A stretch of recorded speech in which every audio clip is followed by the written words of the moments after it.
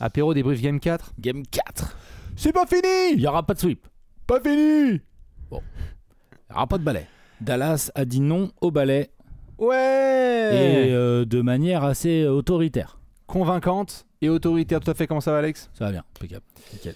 On se retrouve chaque jour après un match des finales NBA. Oh là là, on a eu peur. On a cru que ça allait être le dernier débrief, qu'on allait sortir les confettis et qu'on allait célébrer le trèfle. Non, c'est pas fini. Pas encore. C'est pas fini. Statistiquement, ça va arriver, mais ça ne sera pas un sweep déjà. On en reparlera. Bien des choses se sont passées récemment dans l'histoire de la NBA. Peut-être qu'une streak va être cassée. Oui, non, bah, je sais que toi, t'aimes Peut-être. bien les scénarios à la quoi, à la House of Cards. Non, ça c'est la France. À la Game of Thrones. Game of Thrones, pas mal. C'est un peu la France aussi. Et sans transition, Excusez-moi. on va revenir justement sur ce match remporté hier soir par les Dallas Mavericks. Les infos principales, comme d'hab, on les donne en entrée. Ensuite, on va tout décortiquer. 122-84, what? Démolition Ouais, c'est clair des que Celtics par Dallas à domicile. C'était le sursaut de nos amis les Mavs devant leur Il public. n'y a pas eu de match. Il y a je pas veux eu de dire, match, tout à fait. C'est un blowout le score final est un blowout. Le match entier, dès le premier quart-temps, Tout à fait, ça a été une... c'est un blowout. Premier quart-temps, deuxième quart-temps. Non, c'est démonstration.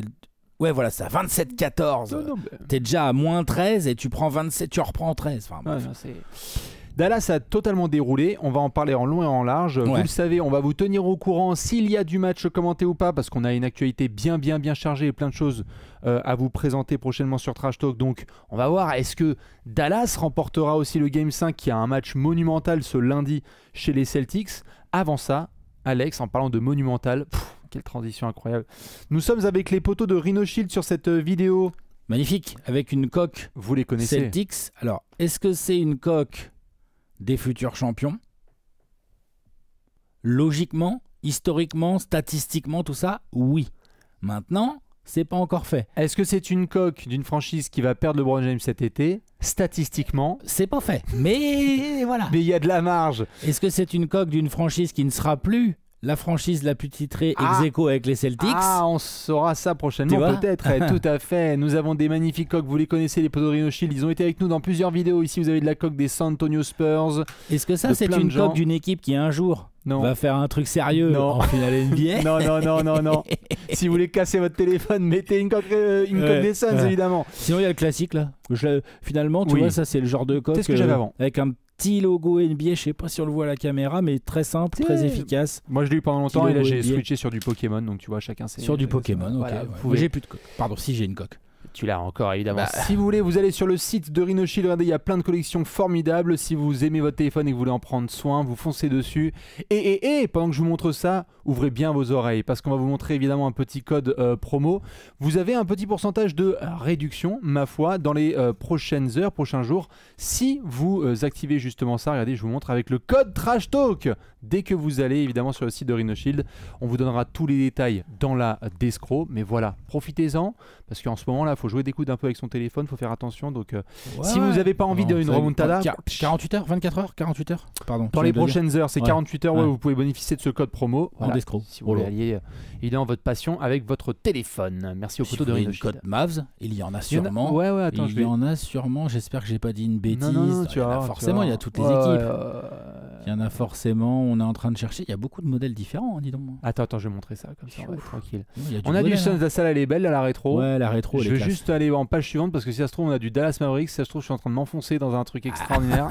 Ah non, Si, regarde, c'est bon, il y a du mal. Ah C'est bon, il y en a. Oh, il y en a deux, même. Regarde, Il y en a une autre, là, 4. avec le logo, 1, 2, ouais. 3, 4. Ouais, ok, il y a du Voilà, mal, les fans il y a des du mal. Mavs, là, Lourd, vous êtes lourd. régalade absolue.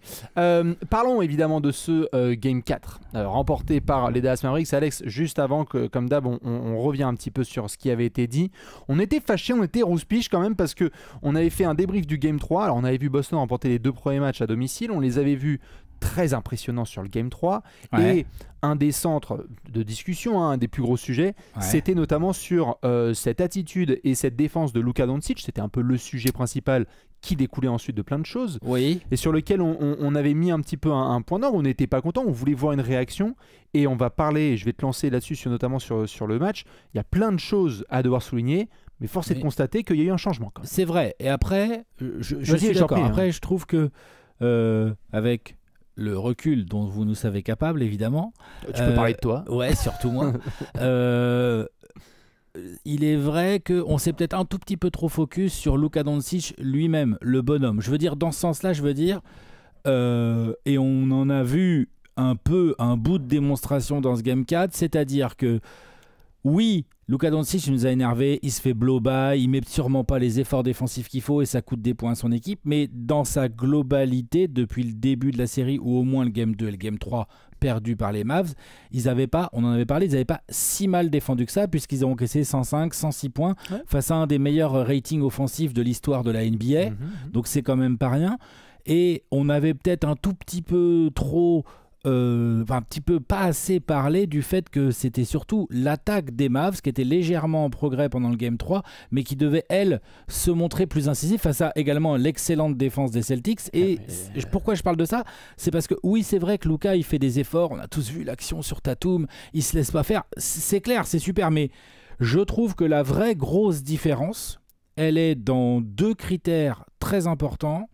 Il y a eu une intensité d'entrée de match. Donc, ils avaient fait le coup au Game 3 aussi, où ils démarrent très bien le match. Très fort. Et Boston, très vite, on l'avait dit, mais en fait, ils sont qu'à -1 au bout du premier quart. Bien sûr. Et là, Boston, la toute entame de match, les toutes premières minutes, Dallas tape fort, Kyrie, le premier panier du match, grosse intensité, mais Boston qui répond très vite, notamment avec du Tatum en screener, ce qui gêne beaucoup la défense des Mavs. Mais là, Dallas va continuer sur sa lancée offensive. C'est-à-dire que je trouve que vraiment... Pour moi, la plus grosse différence avec tous les autres matchs depuis le début de ces finales, c'est que là, la défense de Boston a explosé. Ah oui. L'attaque des Mavs a été efficace. Il y a plein d'éléments de toute façon. Ballon qui tourne, au bout de 2 minutes 30, qui dit fait, c'est bon, vas-y, Lively, tu rentres. Tu vois, très tôt. Bien sûr. Lively qui colle mieux que Gafford en termes de qualité intrinsèque. On parlera de Gafford, qui a été mais Gafford bien, mais Lively colle un peu mieux. Tu vois, il a mis un 3 points dans le corner. Et puis il a une agressivité, il a un truc en lui qui gêne beaucoup. La défense des Celtics qui a essayé de multiples choses différentes. Par exemple, comme ils l'ont fait beaucoup depuis le début de la série, ils essaient d'éviter d'exposer trop Horford. Donc en fait, Horford, il défend pas sur le pivot. Comme ça, c'est pas lui qui se retrouve dans l'écran face à un Kyrie ou un Luka. C'est plutôt du Tatum ou du Brown ou du Holiday qui se retrouve en switch, vu que Boston switch tout. Mais là, quoi que la défense des Celtics ait proposé sur ce match, les Mavericks ont scoré. Non, tout à fait, bien sûr. De toute façon, c'est pour moi la grosse différence. De toute façon, pour d'ailleurs remercier aux copains qui m'ont aidé dans les commentaires, c'est multifactoriel et non pas monofactoriel. Comme je cherchais mes mots lors du dernier apéro, mono-reasoning. C'est multifactoriel. Tu as raison de souligner ça. C'est important. Il y a plein d'éléments qu'on va devoir souligner évidemment. Là, ce que tu viens de dire, on va à la fois féliciter les Mavs sur leur match et punir aussi et pointer du doigt Boston sur les choses qu'ils ont vraiment chié, parce que je peux te dire qu'en plus de l'intensité, moi j'ai trouvé vraiment des grosses failles de Boston par rapport à ce qu'ils avaient montré jusqu'ici. Pour autant, si je mets le sujet Luka, c'est que on a toujours gardé la même ligne directrice, notamment chez Trash Talk, depuis des années, plus de 10 piges. C'est quand même que pour les plus grands, à eux reviennent les fleurs lorsqu'il y a un succès en premier, critiques. Non, mais et à eux reviennent les critiques. Je ne veux pas l'exenter. Après la douche qu'il y a eu sur Luka, méritée, sur laquelle moi j'ai été particulièrement agressif à son encontre, parce que, comme Brian Windhorst, je disais, putain, il y a un moment aussi où ça passe par le leader. Et d'ailleurs, Ramona Shelburne, côté ESPN, remettait un taquet là-dessus en disant et en ressortant des éléments qui ont été discutés au sein de la franchise, que ce soit Jason Kidd, la direction ou les coéquipiers, du fait que, et Jason Kidd évidemment, qui en avait un peu marre parfois, et de 1, de l'attitude de Luka par rapport aux arbitres, et de 2, de certains efforts défensifs, et de 3, de sa condition physique. Donc, vu la douche qu'il a pris, je trouve que c'était quand même magnifique de voir une réponse qui était à la hauteur de tout ce qu'on a pointé du doigt dans la dernière vidéo. Tout à fait. Tout. Non mais ça, je suis d'accord, mais en regardant devant le match souvent, hier, ça passe par le patron. Devant le match hier, ce qui m'a le plus sauté aux yeux, ok, il y a les efforts de Luka Doncic, mais moi, ce qui m'a le plus sauté aux yeux, c'est que Luka Doncic et Kyrie Irving ont donné le ton, mais encore une fois, sans efficacité à 3 points. Oui. Je veux dire, alors que par contre, l'ensemble de l'équipe Mavs, lui, a été grave efficace à 3 points. Je veux dire, Tim Hardaway, combien de points il a? Après, il y a du garbage. Il y a du garbage. Faut faire attention avec les stats Mais globales de ce il match. en a mis parce que- quelques-uns. Non, mais il faut faire attention avec les stats globales de ce match. Par contre, Kyrie Irving, 1 sur 6 à 3 points. Et Non, ils Luka sont 1 sur Doncic, 14. 0 sur 8 à 3 points. Bien sûr. Ça, c'est pas du garbage, puisque dans le Non, mais tout garbage, à fait. honnêtement, ils ont pas joué. De toute façon, c'est simple. À partir du moment où PJ Washington et Derrick Jones Jr. mettent 3 tirs à 3 points à eux deux, t'as fait ta soirée. Parce qu'ils ont été bons dans un registre dans lequel ils étaient attendus, c'est notamment ça. Derrick Jones Jr., on avait dit, on a l'impression que c'était un poulet sans tête au match précédent, il n'avait pas eu de temps de jeu. Et puis, oui, et tout à fait. Il en a pas eu y a davantage donc parce il y a que la c'est un réussite au garbage. tir, il y a le rebond.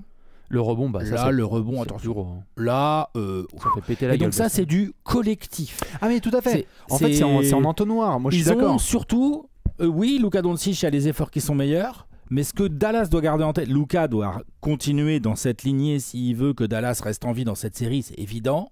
Mais ce que les Mavs doivent aussi retenir au global, c'est que ils doivent continuer. C'est très dur de battre les Celtics. Ils doivent continuer à proposer cette défense que je trouve average plus quand même. Hein. Il y a eu des progrès, là, sur la il y a façon des de- trucs vraiment corrects qui permettent d'ailleurs de gêner l'attaque des Celtics.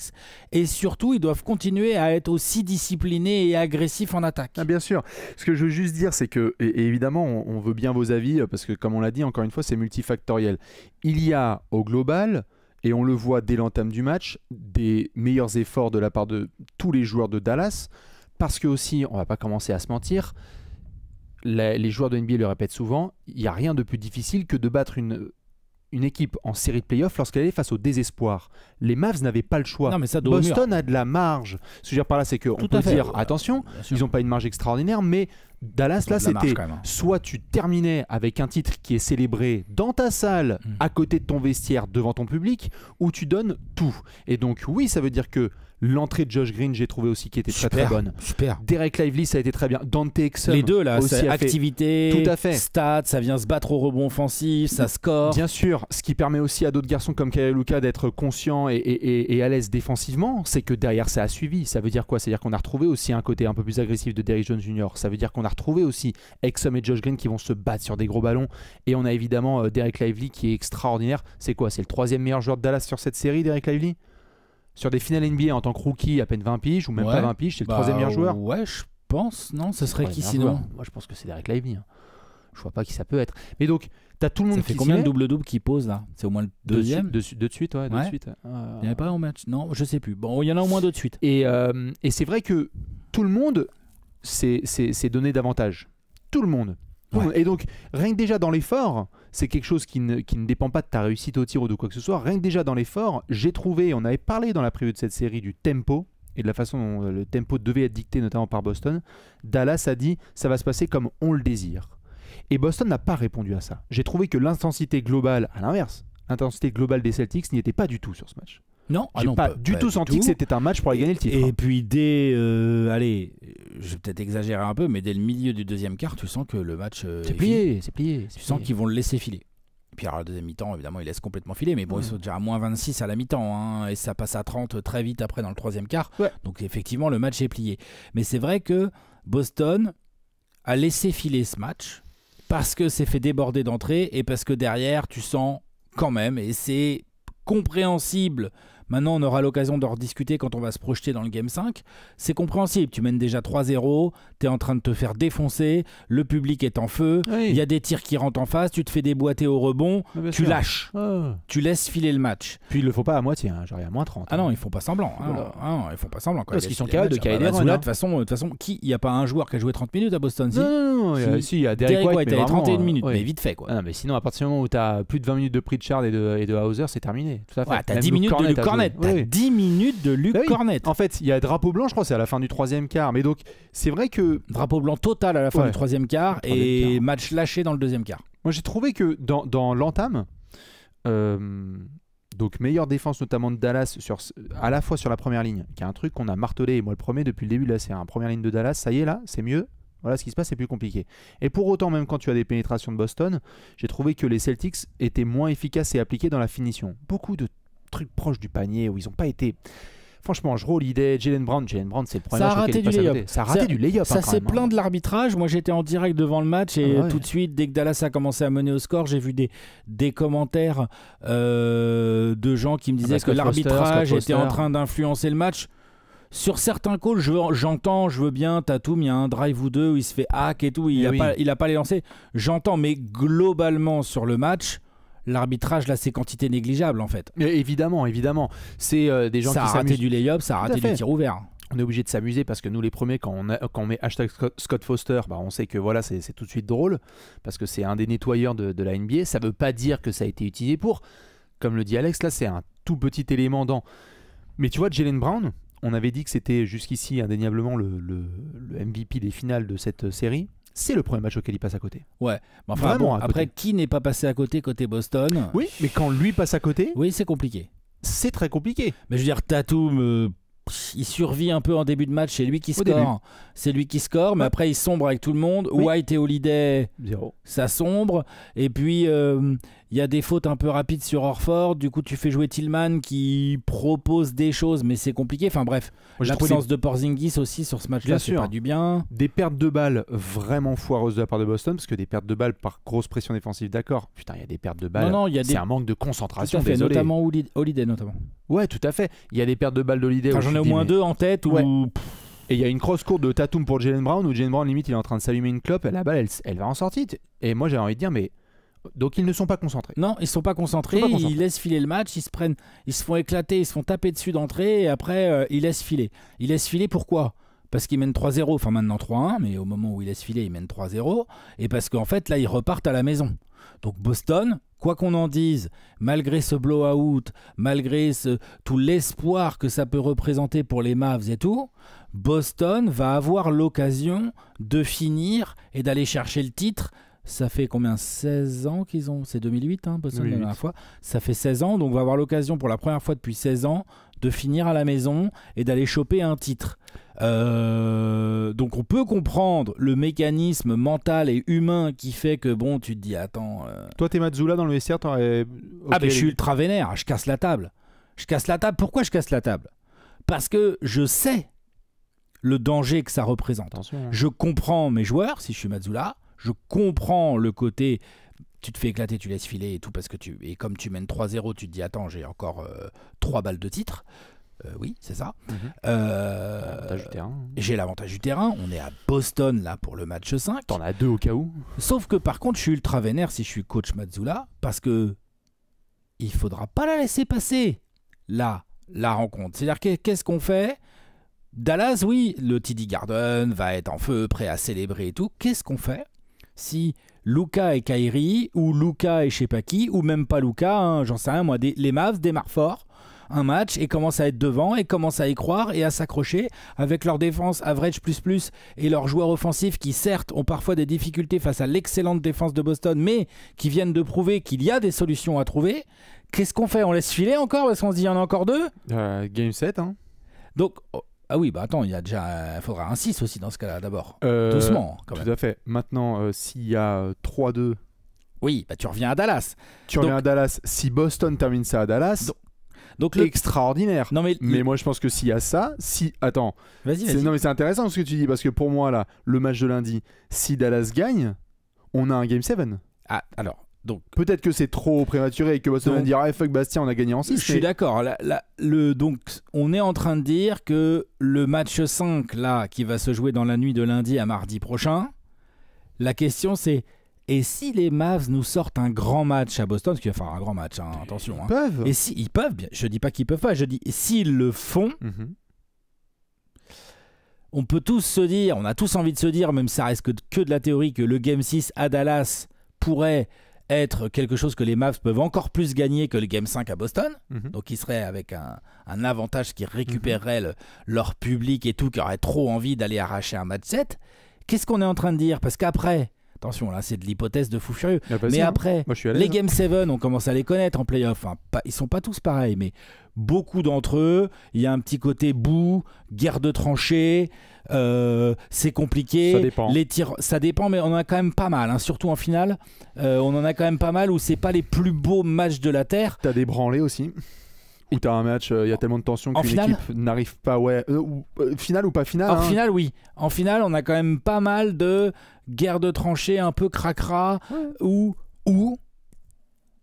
ça va se finir potentiellement dans de l'ISO, dans aller chercher les points à la roublardise et tout. Qui c'est qu'a Luka Doncic pour ce genre de match? C'est pour ça que la plupart des fans de Boston, tout à fait. Faut finir en 5 là. Moi, je lis. Faut pas déconner Boston là. Je lis plein de fans. Faut pas se mettre dans cette situation. Plein de messages de fans de Boston qui disent lundi, please. Faut faire. Tu termines le travail avec Jaylen Brown. Alors évidemment, c'est un travail qui est collectif, mais disons les choses clairement. Hier soir, moi je comprends comme tu le dis là que ils sont sur 10 victoires de suite, ils n'ont pas perdu un match en déplacement depuis avril 2021, on a l'impression. À un moment, t'en lâches une. T'en lâches une, ok, fine. Mais là. Là, il faut finir au TD Garden parce qu'il y a aussi un monstre dont on n'a pas parlé au-delà de Luka Doncic, ça s'appelle la conscience collective et la confiance collective. C'est-à-dire que si Dallas... Et Kyrie aussi, hein. Là il a fait sa première fois qu'il bat Boston depuis combien de matchs? Bien sûr, c'est 13 de suite, 13 défaites de suite, je crois. Bien sûr, 13 défaites de suite. Si Dallas reprend aussi confiance, tout peut basculer. T'as pas envie. Ça, on l'a bien vu dans l'histoire des playoffs, du basket et donc aussi des finales NBA, c'est que Dallas, si tu leur donnes cette opportunité, on en revient notamment à un truc sur lequel j'étais un peu agressif lors de la vidéo débrief du Game 3 où je disais attention, un comeback n'est pas du tout hors de portée parce que Dallas ne s'est pas fait déboîter sur les 3 premiers matchs de la série. Le premier un peu. Le premier pas un le peu, 2 et le 3. Mais pas le 2, pas le 3. Non, c'est vrai. Non, mais c'est vrai. Donc Dallas, c'est leur attaque qui était un peu en rade. Ils savent. Et leur première ligne défensive, je continue à insister jusqu'à mon cercueil. Oui, parce que là-dessus, ça a été nettement mieux là sur ce Game 4. C'est que les lignes de pénétration pour Boston, ce n'est plus un centre de loisirs. Et oui, tout à fait, l'attaque c'est bien meilleur comme tu l'as souligné. Ouais, parce que tu vois, ils ont mieux réussi. On a vu plusieurs actions où Luka est en ISO avec Jrue Holiday. Donc Jrue Holiday, énorme défenseur. Hein. Mais Luka, il est grand, il est gros. Si tu le laisses trop en 1 contre 1 tout le temps avec un Luka qui va chercher ses petits spots, il score. Oui, tout à fait. Non, mais c'est pour ça. Dallas a fait vraiment ce qu'il fallait faire. C'est-à-dire être à domicile, gérer la rencontre de bout en bout et de manière vraiment éviter le sweep sérieuse. déjà. Éviter le sweep tout à fait et faire vraiment le taf. Dans tous ces éléments-là, si on peut revenir sur certains détails, on a dit juste double-double. Derek Lively est en train vraiment de montrer qu'il est non seulement le présent mais le futur des Mavs au poste de pivot. C'est-à-dire que là c'est très bien en backup, mais il faudra voir en termes de relations l'année prochaine. Moi j'ai très hâte, tu vois, déjà l'année prochaine de faire les 30 prix en 30 jours avec toi et de dire le 5 majeur, jingle de Léonce, Lively ou Gafford. Ce sera une vraie question. Ah oui, bien sûr. Parce que quand tu vois ce que en playoff, il donne plus de minutes à Lively déjà. Tout à fait, parce qu'on voit son impact et c'est quand même assez énorme. Hein. Il nous fait un match à, encore à 11 points, 12 rebonds. 7 offensifs. 7 rebonds offensifs, et c'était du Tyson Chandler 2011 là dans le texte. C'était énorme ce qu'il a fait. Il a été un des moteurs de l'écart qui a été créé. Il a été très très fort en effet. On parlait de Dante Exum et de Josh Green. C'est vraiment eux aussi des garçons, comme tu disais là en sortie de banc, qui ont fait le... Après là, Exum, ça faisait longtemps qu'on n'avait pas joué comme ça. Hein. C'est propre. Faut pas se mentir, il a mis des gros 3, il a bien défendu. Il y a de la profondeur côté Mavs qui a été utilisée et qui pour une fois a payé, parce que ça n'a pas trop été le cas depuis le début de la série. Il y a même Maxi Kleber à un moment, il a mis un 3 important. Ouais, d'ailleurs, ils ont des post-up où du coup Boston fait des fautes à la con sur Maxi Kleber au poste. Moi j'avais envie de... Boston n'était pas dedans. Boston mène quand même 3-1. Boston menait 3-0, mène toujours 3-1. Boston a le Game 5 à la maison. Pour toi, comment Boston doit aborder ce match afin de pas se faire peur? Là, ils se sont fait manger dans un aspect du jeu qui est... Ils se sont fait manger dans un aspect du jeu qui est à leur portée, qui est l'intensité et le tempo, pour moi. Ça veut dire que de la réussite ou de l'inefficacité au shoot, ça va, ça vient, c'est comme ça, c'est le sport. C'est des choses que tu contrôles pas forcément. Ouais. Tu peux avoir le meilleur mouvement de balle. Ils ont essayé de continuer à faire du drive and kick derrière du mouvement de ballon. Donc c'est même pas comme s'ils étaient obnubilés par des isolations, j'ai trouvé sur le Game 4. Il y en a eu un peu plus, mais ils n'ont pas non plus complètement stoppé leur mode de jeu. Non, c'est vrai. Donc j'ai envie de dire, vous connaissez votre plan de jeu les gars, on va voir ce qu'on peut faire. Par contre, il y a un point que je vais souligner et attendre en premier là sur le Game 5, c'est les récents premiers cartons. On a dit, ça y est, Dallas, les premiers cartons, maintenant ils les prennent, c'est à eux. Oh bah ouais, ils peuvent pas se permettre. Boston, si t'as envie de finir, là, le premier carton du Game 5, tu dois leur taper sur la tête. Tu dois leur taper sur le crâne, tu dois être plus physique, plus intense, tu dois balancer des contre-attaques. Tu dois te prendre je sais pas combien de points de Luka Doncic dans le premier quart. Il était encore à 20 points à la mi-temps, lui, hier. Il a 25 points à la mi-temps, quasi, je crois, une connerie comme ça. Et donc, tout de suite, pour moi, Boston doit être beaucoup plus intense dans les premiers cartons. Il y en a eu trop, là, sur les derniers matchs où Boston fait le jeu d'une forme de 25 à la mi-temps. 25 points à la mi-temps. 25 points pour Luka à la mi-temps. Tu peux pas te permettre. Et au premier quart, il y a combien? Attends, bouge pas. Luka, premier 13. Ouais, 13, non. 13 et 9 de Kyrie. Enfin, non, ça, tu peux pas te permettre, ça. Donc, moi, je dirais, intensité et tempo. On l'a vu, la meilleure manière pour Boston de gagner, c'est quand il y a la fumée qui sort par les naseaux des extérieurs de Dallas. Donc, ça veut dire galop et puni. Je trouve qu'ils n'ont pas été assez bons, là-dedans. Ils ont trop laissé Doncic dicter le rythme. Et toi, justement, les trucs que tu notes là pour Boston? Ça va forcément se recouper avec ce que tu viens de dire. Tu peux pas laisser Doncic dicter le rythme comme ça. On sait que les Mavs sont entre leur coach, Doncic, Kyrie qui a quand même de l'expérience, même s'ils ont pas mal de jeunes joueurs autour. Ils ont ce petit côté un peu... là, ils étaient dos au mur et tu sens qu'ils s'étaient dit entre eux, il faut absolument qu'on les tabasse d'entrée, mais sans les laisser trop... sans n'être qu'à +1, ça leur a fait mal au Game 3.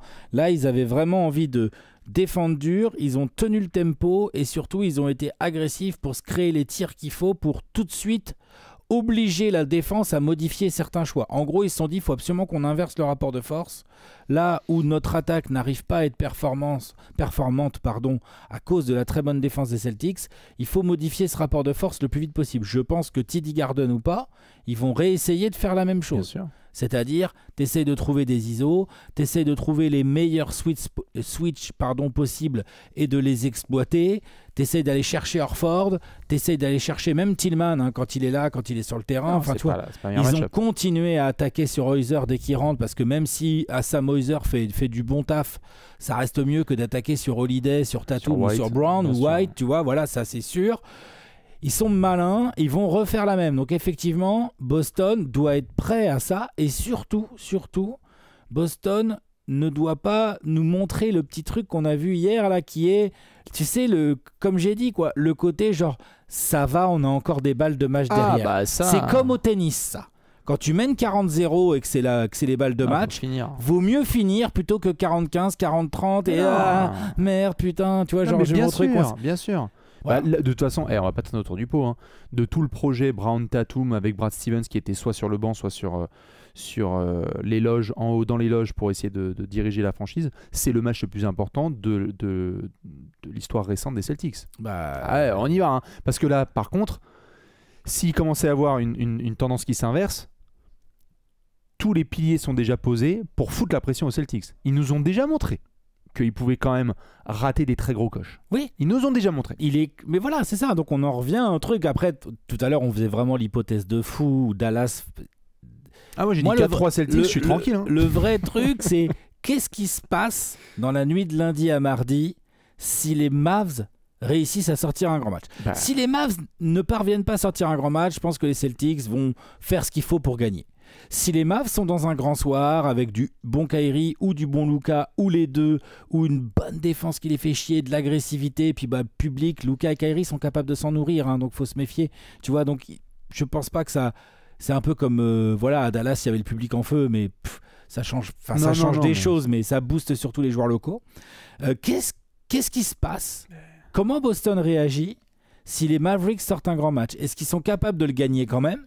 Idéalement, ça serait ça pour eux.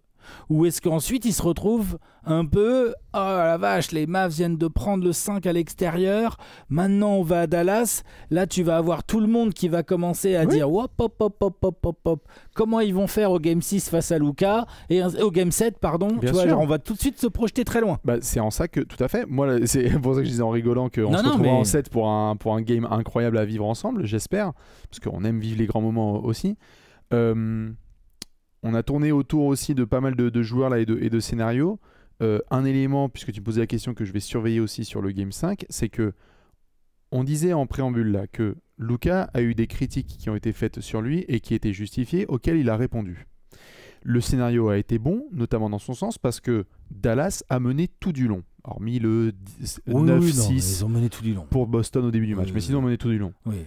Comment Luka, notamment, parce que c'est pas qu'une affaire individuelle, va réagir et tenir dans la fournaise quand là, le niveau de pression à Boston va être maximal. C'est-à-dire que quand il commence à y avoir 20-6 ou 20-12, ou que Boston te met un gros run, et que tu n'as pas eu cette fois l'école que tu espérais avoir à la maison, comment tu fais? Est-ce qu'on retrouve encore une démolition réseau social de Luka Doncic parce qu'il se plaint, parce qu'il en peut plus, parce qu'il y a des gros zooms sur lui avec les pommettes toutes rouges, ou est-ce que il garde sa poise, comme tu le disais notamment, on en avait parlé la dernière fois, et du coup, il y a des éventualités de comeback. Ça aussi, ça va être important, parce que là, Boston va t'envoyer la foudre verte sur la gueule. Bah, ils vont essayer en tout cas. Mais comme tu l'as très bien dit, on peut pas dire que les premiers quarts récemment étaient très bons. C'est plutôt Dallas qui a dominé le premier quart. Si t'es Dallas, l'un des trucs que tu te dis les gars, faut recommencer. Shut down le public là dès le premier quart. Ouais, exactement. Genre, voilà, je veux on des est en shoots. terrain neutre. Ouais, c'est ça. On est en terrain neutre, les gars. On est à Genève, les gars. Oh, on est en Suisse, je veux rien savoir. Non, mais vraiment. Donc ça, c'est très important. C'est assez excitant. Du coup, on se dit, tiens, mais si Dallas, ils étaient capables d'aller nous faire une dinguerie au Game 5 à Boston, ça serait rigolo déjà. Et surtout, ça permettrait, pour la première fois réelle dans ces playoffs, de tester vraiment ces Celtics. On n'a pas eu cette sensation depuis le début. C'est encore une fois, loin de moi l'idée de vouloir diminuer leur performance. Mais voilà, ils ont mis des 4-1 et des 4-0. Là, il y a un angle, il y a une possibilité pour qu'ils se retrouvent un peu poussés dans leur retranchement. T'as dit quoi? Et je veux bien voir. Comment? T'as dit quoi? 4-1 Boston. C'est ça ta question? Ouais, non. Tu vois, quand il y avait 2-0 là et que c'est allé à Dallas, tu m'as dit ouais, est-ce que ça revient à Boston et tout? Je t'ai dit ouais, je vois plutôt un 3-1. Toi, t'avais dit 2-2, je crois. Enfin, moi, je dis dans ma tête, je voyais le 3-1. Bon, je voyais pas forcément ce genre de physionomie de Game 4, hein, évidemment. mais par contre, non, je pense que Boston, sincèrement, je pense que même si Dallas fait un grand match, ils sont capables de le prendre quand même. Oh, il faut. C'est important là. Il faut conclure ces grands playoffs là. Il faut les conclure de belle manière. Il s'agirait pas de se faire peur maintenant quoi. Non, je trouverais ça vraiment regrettable pour ces Celtics, sans faire offense aux Mavs. Moi, c'est une win-win. C'est une quoi? C'est une situation de win-win. C'est-à-dire que soit Boston confirme ce qu'on a notamment pu expliquer, parce que parfois ils nous ont rendu fous, mais ce qu'on a notamment pu expliquer dans les précédentes vidéos, où depuis le début de la saison, tout est historique de la part de ces Celtics. Offensivement, défensivement, bilan à la maison, bilan à l'extérieur, playoff, run de playoff. Alors, vraiment, normalement, ils sont censés mettre le point d'exclamation sur tout ça. S'ils le font, c'est fabuleux. Quand je dis win-win, c'est que putain, je peux te dire que là, s'ils perdent celui-là, on va se frotter les mains. Parce que toi et moi, on va se dire, attends, qu'est-ce que tu fais jeudi soir? Ah bah oui. On va se dire, attends, là, franchement, il va y avoir du match à commenter. Allez, tu sais quoi? C'est cœur versus raison et c'est la raison qui va l'emporter. Boston finit le travail. Ouais. Donc mais je peux te dire que si c'est le cœur, c'est pas contre Boston. Le cœur, c'est évidemment le divertissement et ce qui peut se passer sur ces finales. C'est aussi parce que je trouve que sur ces finales, c'est un peu dommage, mais il y a eu un... Attention, quand on a fait la preview, il y a eu une espèce d'enthousiasme, de hype. On se disait, tiens, ce qui va se passer. Et je trouve que le soufflet est vachement retombé. Ouais, le soufflet est retombé parce que c'est... Beaucoup de gens me disent on se fait chier sur ces finales. Ouais, j'ai vu aussi. Je comprends. C'est pas les matchs les plus spectaculaires du monde. Boston en plus les gagne à chaque fois, donc il n'y a pas ce ping-pong et tout. Ouais. C'est sûr qu'on aura moins ce genre de commentaires si Dallas commence à revenir. Maintenant c'est le jeu, c'est comme ça. Je suis d'accord. Les playoffs, moi j'ai trouvé bien cool. Depuis le début des finales, je peux pas dire que je suis en extase. Hein. Franchement, Boston domine presque trop facilement les 3 premiers matchs. Même si Dallas a essayé de résister. Là, Dallas en gagne un, c'est un blowout, donc c'était pas non plus le match de l'année. Non, hein, tu vois.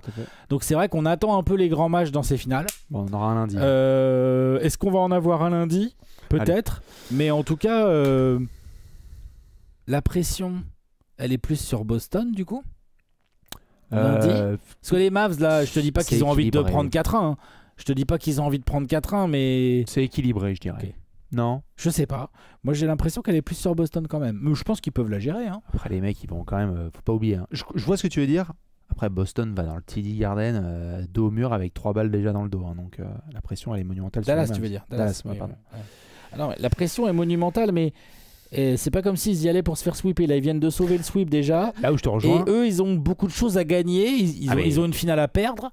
Mais en sortant un grand match, ils ont beaucoup de choses à gagner. Ah bah, de toute façon, moi, je dis que si Dallas commence à montrer qu'ils sont dans un bon match, la pression, elle est fortement sur Boston. De toute façon, qu'on soit clair, hein, Dallas perd, c'est normal. Boston perd, c'est un scandale. C'est un scandale et surtout, c'est genre, oh là là, attention, choke en vue, tout ça. Tout à fait. On va vérifier tout ça. Dites-nous vous ce que vous avez pensé évidemment de ce Game 4, de la suite de ces finales. Est-ce qu'on va avoir un ou plusieurs matchs? Rendez-vous lundi soir évidemment au TD Garden de Boston pour voir soit le sacre des Celtics, soit le début d'une remontada extraordinaire.